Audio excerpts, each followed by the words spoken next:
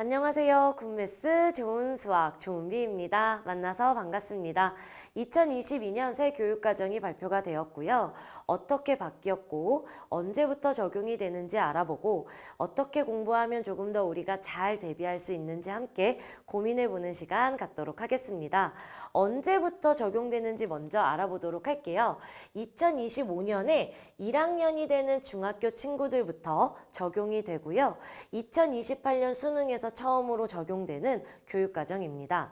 공부하는 시기와 과목에 맞추어서 잘 체크해 주시면 좋을 것 같고요.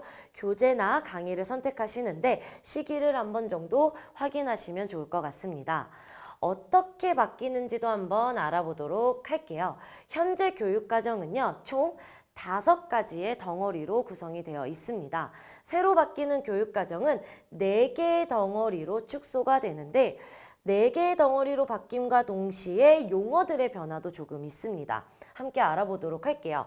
수와 연산 파트는요, 수와 연산이라는 용어를 유지하게 됩니다. 아무래도 수의 체계와 기본적인 연산을 그대로 꼼꼼하게 공부해 주세요라는 변함없는 뜻으로 받아들이면 좋을 것 같고, 문자와 식, 함수라는 중학교에서 좀 가장 의미가 있는 여러분들이 어렵게 공부해야 되는 부분이 변화가 있습니다. 변화와 관계라는 용어로 바뀌었는데 그 안에 들어가 있는 내용은 큰 차이가 없을 것 같지만 아마 이렇게 용어가 바뀐 것으로 볼 때 공부를 하는 자세나 태도에 있어서 조금 더 유연하게 사고해 주세요. 조금 더 깊게 고민해 주세요라는 느낌으로 받아들이시면 충분할 것 같습니다.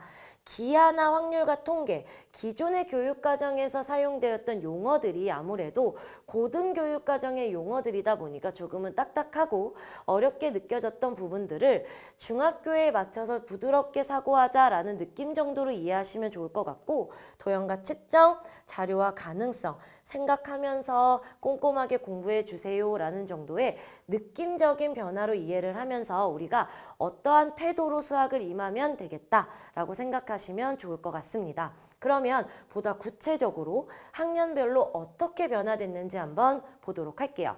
1학년의 변동은요, 총 2가지가 달라졌거든요. 첫 번째는 삭제된 내용이 있습니다. 최대 공약수와 최소 공배수의 활용이 삭제되었어요. 다행인 것 같아요. 여러분들이 초등학교에서 중학교로 왔을 때 처음으로 체감 난이도가 상승하는 부분이 있거든요. 그 부분이 이 활용 파트인데 아무래도 이 활용이 빠짐으로써 숫자를 공부하는데 기본적인 개념과 확인을 조금 더 깊이 해주세요라는 느낌으로 이해해 주시면 좋을 것 같고, 중학교 3학년에 있었던 중앙값, 최빈값이라는 자료에 대한 내용들이 조금 내려오게 되었거든요. 이 부분은 어렵진 않을 거예요. 중학교 3학년에 있을 때부터 어렵지 않았고 모든 학년에 있어서 자료를 분석하고 가능성을 확인하는 공부를 시키겠다라는 정도의 뉘앙스로 이해를 해주시면 충분할 것 같습니다. 그러면 2학년은 어떻게 되느냐? 안 바뀝니다.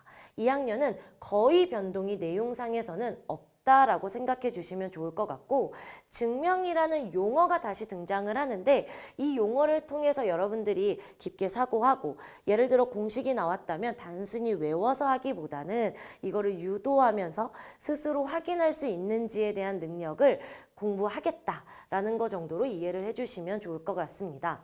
1, 2학년 면에서 봤을 때에는 난이도가 어려워지거나 복잡해지는 변화는 크게 없다라고 여러분들이 생각해 주시면 좋을 것 같고요. 그렇기 때문에 1학년과 2학년에서는 정확하고 꼼꼼하게 깊게 공부해 주시면서 기존에 가지고 있었던 느낌을 잘 유지해 주셔도 나쁘지 않을 것 같습니다. 하지만 3학년은 조금 큰 변화가 있습니다. 좀 의미가 있기 때문에 같이 한번 볼 건데요.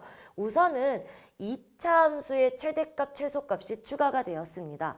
이 부분은 좀 깊게 봐주셨으면 좋겠어요. 왜 그러냐면 지금 현재 교육과정 이전에는요, 중학교 3학년 때 최대값, 최소값을 배웠었어요. 근데 아이들이 많이 어려워하다 보니까 현재 교육과정에서는 이걸 고등학교 1학년으로 올렸거든요.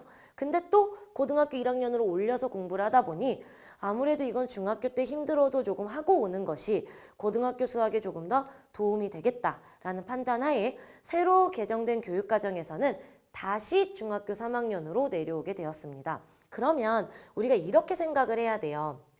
안 그래도 2차 함수는 어렵고 중학교 3학년에서 굉장히 중요한 부분이 되는데 내용이 추가가 됐다라는 거는 2차 함수의 내용과 방정식의 내용이 강화가 되었기 때문에 여러분들이 기본적인 내용을 조금 넘어서 깊게 공부를 해주셔야 되고 내용이 많아지는 것 플러스 고등학교 1학년에 있었던 내용들이 내려왔다라는 거는 예를 들어 학교 시험이나 여러분이 공부하는 데에 소스나 자료들이 전부 다 고등학교 1학년에서 조금 더 많이 있겠죠. 그러다 보니까 기본적인 문제 난이도나 내용적인 난이도도 한동안은 조금 높게 설정이 되어 있을 가능성이 많아요. 그렇기 때문에 우리가 중학교 3학년에서 2차 함수를 공부할 때는 조금 한계를 정해놓고 공부하기보다는 기본기를 잘 다진 다음에 조금 심화까지 그리고 깊이 있는 문제들까지 조금 도전하면서 공부하는 게 필요하지 않을까라고 생각이 됩니다.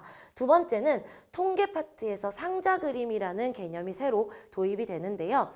이 부분은 완전히 신설 추가되는 부분이기 때문에 특별히 학생들 간에 변별력을 요하거나 모두에게 다 똑같이 적용되는 거니까 어렵게 느껴지지는 않을 것이다 라고 조심스럽게 예상을 한번 해보게 됩니다.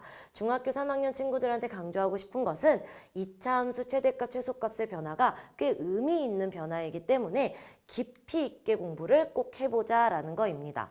그러면 우리가 이제 바뀌는 교육과정에 따라서 어떻게 공부하면 될까요? 사실 수학은요, 항상 조금씩은 변해왔고요. 교육과정도 조금씩은 변해왔습니다. 하지만 큰 틀은요, 변한 적이 없는 것 같아요. 여러분들이 기본적으로 꼼꼼하게 기본기를 잘 다지고 개념을 완벽하게 공부했다면 여기서 조금 더해지거나 조금 빠지는 거는 여러분들을 크게 흔들 수 없을 것 같습니다. 제가 여러분들을 위해서 개념원리 교재를 통해서 개념을 완전 학습시킬 거고요. 그리고 선생님이 온라인에서 여러분을 만나지만 오프라인에서는 언니 오빠들을 통해서 공부를 많이 하고 함께 공부를 하다 보니까 어떤 공부가 중학교에서 조금 했을 때 고등학교를 가서 우리가 적극적으로 활용할 수 있는지 잘 알고 있고 바뀌더라도 흔들리지 않을 수 있는지도 알고 있습니다. 이 내용들을 문제 중간중간에 강의 중간중간에 녹여서 여러분들에게 적극적으로 도움을 드리도록 하겠습니다. 개념을 완전 학습하고 실전을 위한 적극적인 심화 학습을 한다면 우리는 절대로 흔들리지 않는 변화를 뛰어넘는 실력을 만들 수 있을 것이다 라고 생각합니다.